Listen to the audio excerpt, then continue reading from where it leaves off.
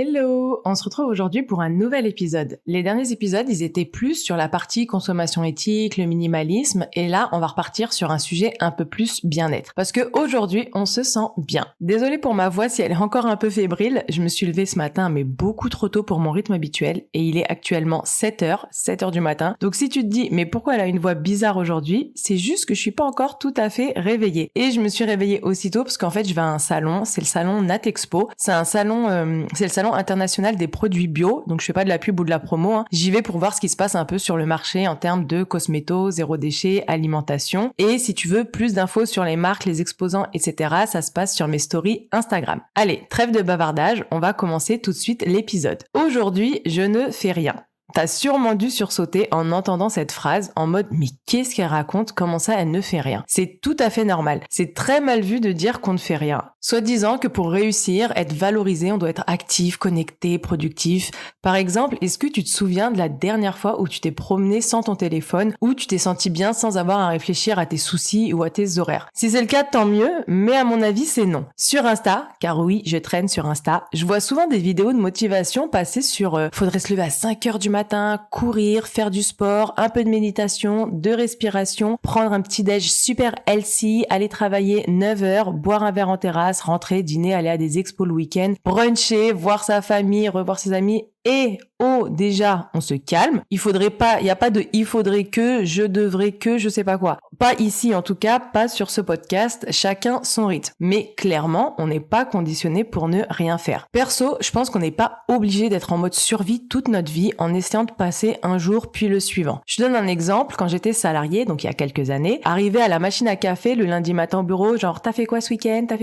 Moi j'étais là, j'ai rien fait ce week-end, mais je voyais les regards écarquillés de mes collègues, mais des barres de rire. Genre en mode, mais t'as rien fait, mais t'as pas de vie, mais t'es une mamie. Oui, bah oui.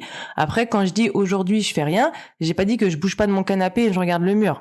Après, si tu veux t'allonger dans l'herbe, regarder les nuages, libre à toi. Mais c'est pas ce que je veux dire. Pour moi, ça veut juste dire que j'ai rien fait, ou que j'ai rien de prévu, du moins de productif. Donc pas d'obligation sociale. Non pas que j'ai une vie sociale trépidante, mais quand même. Pas d'obligation pro. Je fais aucune tâche ménagère. Genre la cuillère, si elle est sur la table, je ne la retire pas. Après, comme je suis un peu maniaque du ménage et du rangement, j'avoue que j'ai tout préparé la veille. Et comme je suis minimaliste et organisée, c'est jamais vraiment le chaos chez moi, mais t'as compris l'idée. Et même parfois, dans mes jours où je fais rien, je mets mon téléphone en silencieux et je le jette je ne sais où dans l'appartement. Et je prends une journée pour moi. D'ailleurs, si tu veux savoir où se situent réellement tes priorités, regarde deux choses.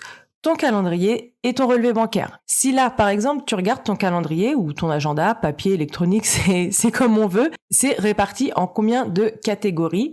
Et dans ces catégories, t'as combien de rendez-vous qui sont liés à ton travail, t'en as combien qui sont liés à tes sorties perso ou familiales, et t'as combien de rendez-vous exactement pour ton passe-temps ou ton développement personnel ou épanouissement personnel. Et pour aller un petit peu plus loin, t'as combien d'espaces blancs dans ton agenda? Est-ce que t'es plutôt du genre à laisser aucun espace blanc? Perso, j'étais comme ça aussi avant, parce que quand on est dans le rythme de notre société où tout va très vite, on est facilement mal à l'aise avec les espaces blancs. Parce que les espaces blancs, en fait, ça veut dire que tu es seul face à toi-même. Et là, ça sent pas bon parce que ça va se transformer en moment que j'appelle ma vie, mon œuvre, mes angoisses. C'est le moment où tu vas devoir faire face à tes sentiments, tes émotions, tes drames, tes minces, j'aurais dû dire ça, mais pourquoi j'ai pas fait ça, mais comment, mais pourquoi, mais tout ça. Bref, dans ta tête, tu vas commencer à parler une langue que tu connais pas et c'est pas l'idée. Donc en général, t'évites en allumant la télé, en checkant ton tel pour anesthésier ton esprit autrement. Mais encore une fois, je dis mais je me mets dans la sauce avec toi, j'étais comme ça avant. Parce que pour certaines personnes, le silence, ça fait peur. Tu vas te poser des questions genre qui je suis, qu'est-ce que j'ai fait de ma vie, qu'est-ce qui donne du sens à ma vie, qu'est-ce qui me rend heureuse. Quand on remplit autant notre agenda, en général, on espère inconsciemment que ça va nous empêcher de nous arrêter trop longtemps pour remarquer que notre vie intérieure, elle a besoin d'attention.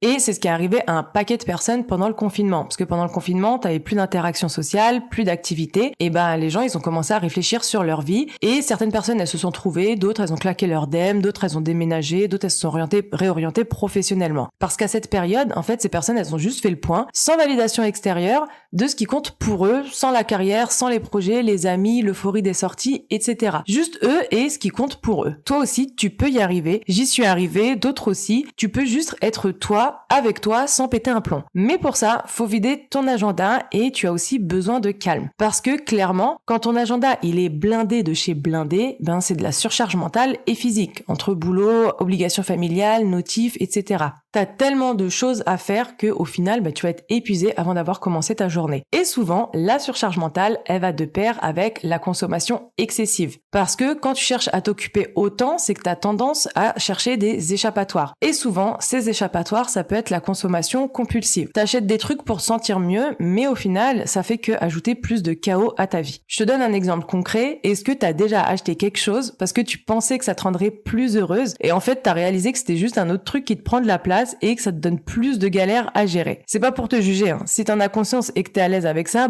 très bien, soit. Alors oui, il y a des jours qui nécessitent plus d'efforts, plus de ressources, plus d'énergie. Mais d'un autre côté, c'est aussi sympa de trouver un équilibre avec des moments de repos. Et je parle pas du repos de dormir, hein. Je parle du repos, de paix, de calme pendant que tu es réveillé. Parce qu'il y a deux types de fatigue. Il y a la fatigue mentale et la fatigue physique. La fatigue physique, c'est pas compliqué. Tu vas dormir et normalement, à ton réveil, c'est bon, t'as récupéré. Je dis normalement parce que si à ton réveil, t'as pas récupéré, t'as dormi tes 6, 7, 8, 9 heures, peu importe, et que t'es pas complètement remise, récupérée, c'est qu'il y a un autre souci quelque part. Après, t'as la fatigue mentale. Là, la fatigue mentale, c'est un peu plus compliqué parce que tu connais pas forcément la raison de cette fatigue. Ça peut être une accumulation de plusieurs choses et ça s'étend sur le long terme en général. La fatigue mentale, elle est carrément plus vicieuse. Dans les moments où tu fais rien, en fait, tu vas permettre à ton corps et à ton cerveau de se reposer. Alors, apprendre à être à l'aise avec une journée à rien faire, c'est pas facile. Je vais pas te mentir, ça s'apprend, ça prend du temps et ça demande un peu de courage parce que oui, tu vas devoir te parler à toi-même. Mais promis, ça se fait. T'es pas obligé de faire une journée entière pour commencer. Tu peux commencer par un après-midi, donc choisis ton après-midi en amont, ou même une heure, encore une fois, à toi de trouver ce qui te convient le mieux. Et te stresse pas, dis-toi juste, aujourd'hui, je ne fais rien, je fais pas de distractions inutiles, je vais pas être productive. Alors, inutile pour les distractions, c'est inutile à ton mental. Tu vas sûrement aussi culpabiliser de ne rien faire parce que tu seras pas productive. Je vais m'arrêter 2 minutes sur cette idée. En fait, si, tu vas être productive. C'est juste que ça va pas se voir. À la fin d'une journée où t'as rien fait, tu vas avoir l'impression de pas avoir été productive dans le sens où t'as rien fait de concret, de palpable ou de visible. Mais en fait, si,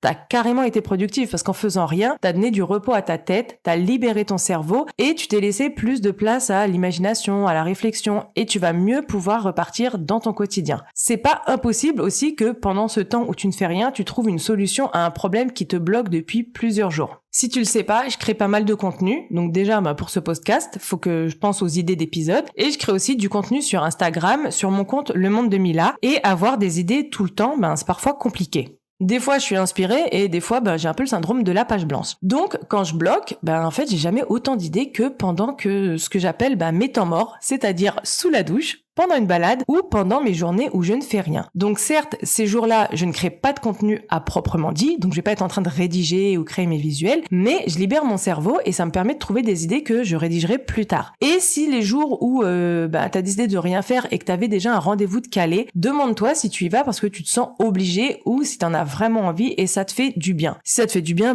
go, vas-y, c'est une journée à rien faire, mais t'as décidé de faire ça. Quand tu vas te retrouver seul avec tes pensées, tu vas te libérer des influences et des jugements extérieurs. Pas de crise de panique. S'il y a des questions auxquelles tu veux pas répondre, tu vas dire à ta petite voix, écoute, t'es gentil, mais là, c'est pas le moment. Viens, on prend rendez-vous et tu repasses un autre jour. Tu peux aussi mettre tes pensées sur le papier, comme ça, elles vont sortir directement de ta tête. Et pour ce que tu peux faire dans tes journées où je ne fais rien, clairement, ça dépend que de toi. Tu peux faire du pain, comme les gens pendant le Covid. Tu peux lire, tu peux faire de la marche, tu peux aller courir, tu peux méditer, tu peux aller chiller sur ton canapé, tu peux revoir pour la 100e fois Gossip Girl parce que Chuck, il est vraiment stylé. Peu importe en fait, tant que c'est simplement pour le plaisir, sans but et sans pression.